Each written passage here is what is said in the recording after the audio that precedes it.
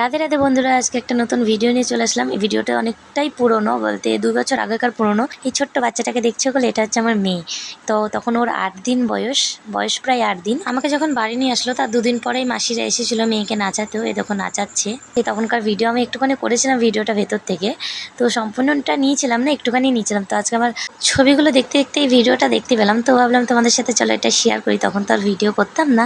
তো মাসিরা নাচালো, ওকে অনেক আশীর্বাদ করলো আমার মেয়েকে দুহাত ভরে।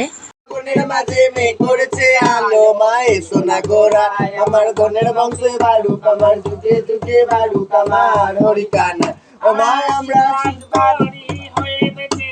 ছেলের বাবা ছেলের ঘরে ছেলে হবে মেয়ের ঘরে খোকা হবে মিটবে মায়ের মনসাদ বেজে থাকুক সোনা চান কি হরিনারায়ণ সুখে রাখুক সোনা চান ও মা ধন ধন ধন ধন এ ধনজার ঘরে নাই বিতাই জীবন বহু বিদায় করেছিল শিবা পূজার হাতে